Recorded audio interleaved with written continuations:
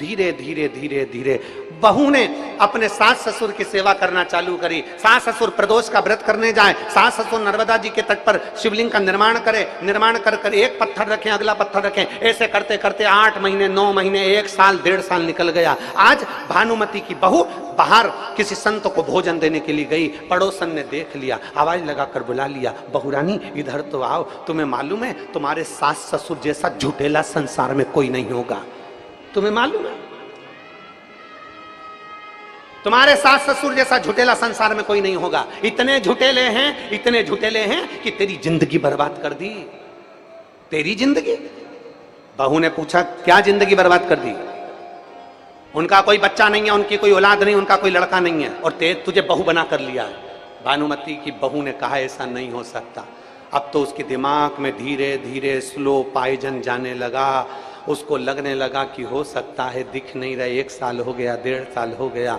अब तो बहू ने सास का सेवा करना बंद कर दी। ना चाय बनाए, ना दूध बनाए, ना भोजन बनाए, ना सेवा करे, ना चाकरी करे, कुछ ना करे। अब तो अपमान करे सास ससुर का। इतने में ससुर नारायण ने अपनी पत्नी से कहा चिंता मत कर, तू बाबा पर सब छोड़ दे, सब अच्छा करेगा, क्यों चिंता करती है। एक दिन पड़ोसन ने बहू को फिर बुला कर कह दिया, अरे तेरे सेठ के पास में, ससुर के पास में बहुत सारा माल है, चाबी ले ले उससे।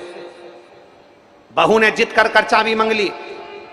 सास चाबी नहीं दे रही थी। नारायण ने अपनी पत्नी से कहा बिमला चाबी दे इसको। बिमला ने चाबी दे दी। अब तो बहू पूछती नहीं।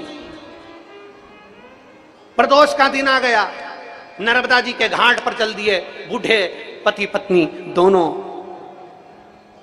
एक कमरा ऐसा था जो नारायण ने मना कर दिया था, इस कमरे को मत खोलना, इसकी चाबी बस केवल हम खोलते हैं और प्रदोष की प्रदोष खोलते हैं, इसको मत खोलना। पर बहू तो जिद्दी थी, जिद्दी।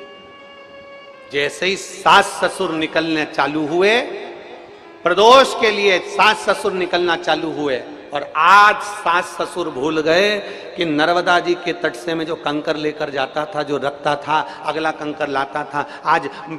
आज वो कंकर को छोड़कर चले गए, भूल गए। सुध नहीं रही क्योंकि बहू इतना टेंशन दे रही थी कि वो सुध में भूल कर दोनों चल दिए, दोनों नर्मदा जी के घाट पहुंच गए। बहू ने आज वो ताला खोल लिया। खोला तो बहू ने क्या देखा कि एक लड़का युवान बड़ा सुंदर और भगवान शंकर का अभिषेक कर रहा है।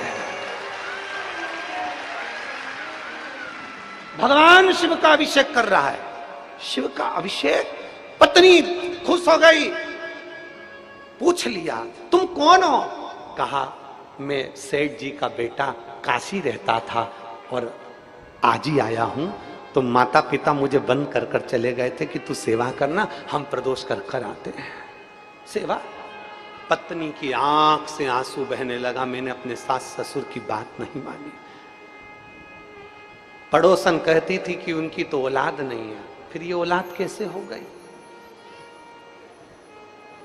शाम के समय सास ससुर आए, बहू ने भोजन तैयार रखा, भोजन दिया, भोजन तैयार रखा, भोजन जब प्रदान किया, प्रदान करा तो आज सास खुश थी। बेटा आज तेरे चेहरे पर बड़ी रौनक है, बेटा आज तू बहुत सेवा कर रही है, क्या हो गया? माँ आज तुम्हारे बेटे आ गए। बेटा आ गया? मेरा बेटा? हाँ। माँ आज तुम्हारा बेटा आ गया। बेटा? नारायण को आवाज लगाई, स्वामी स्वामी स्वामी आओ जरा। ये बहू क्या कह रही है? ये बावरी तो नहीं होगी, पागल तो नहीं होगी? कह रही है बेटा आ गया। कहाँ है बेटा?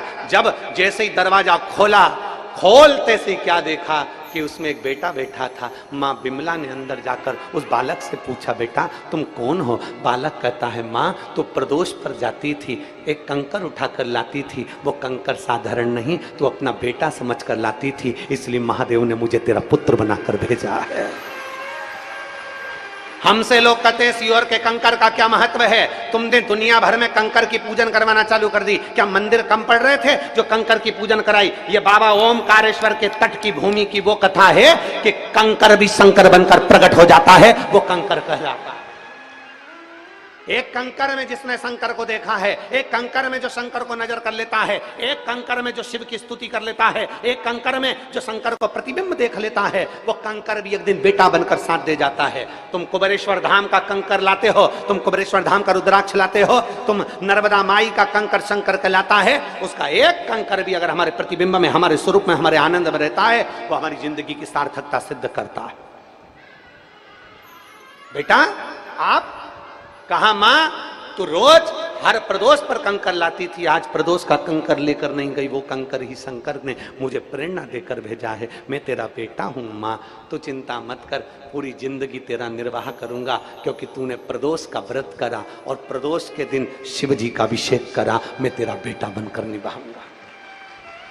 भगवान शंकर की कथा कहती है, शिव महापुराण की कथा कहती है, आज बचपन में, आज जवानी में, आज अधेड़ी में तुम शंकर को जल चढ़ा लो। आज तुम्हारे हाथ पैर चल रहे हैं, तुम शंकर के मंदिर चले जाओ। आज तुम्हारे हाथ पैर चल रहे हैं, तुम ओमकारेश्वर की पवित्र भूमि पर कथा सुन लो। आज तुम्हारे हाथ पैर चल रहे हैं, तुम मंदिर में, कथा में, देवालय में, शिवालय में जाओ, जल चढ़ाओ शंकर भगवान को। जिस दिन तुम्हारे हाथ पैर चलना बंद हो जाएंगे, उस दिन तुम्हें मंदिर जाने की जरूरत नहीं पड़ेगी। मेरा महादेव मंदिर छोड़कर तेरे दरवाजे पर आएगा। तुम्हें मंदिर नहीं जाना पड़ेगा, तुम्हें ओमकारेश्वर नहीं जाना पड़ेगा, तुम्हें कहीं पर जाना नहीं पड़ेगा। तुम मां रेवा की सेवा करते हो, मां नर्मदा की सेवा करते हो, एक दिन मां नर्मदा तुम्हारी बेटी बनकर तुम्हारी सेवा करेगी। एक दिन मेरा ओमकार बाबा तुम्हारा बेटा बनकर सेवा करेगा। एक दिन कुबेर भंडारी तुम्हारा बेटा बनकर सेवा करेगा। तुम मंदिर तक जाते रहो, जब तक शरीर में श्वास है, जब तक ये शरीर चल रहा है, तब तक शंकर के मंदिर में जल चढ़ाना बंद मत करना, तो तुम्हारी दुख की घड़ी में मेरा महादेव तुम्हारा पुत्र बनकर तुम्हारे सामने खड़ा हो। वो कंकर शंकर है। नर्मदा के तट पर ओमकारेश्वर की भूमि पर रहने वाले तो इस कथा को जानते थे, पर जो इस कथा को नहीं जानते थे, ये कथा उनके लिए है, ये कथा उन जनमानस के लिए है।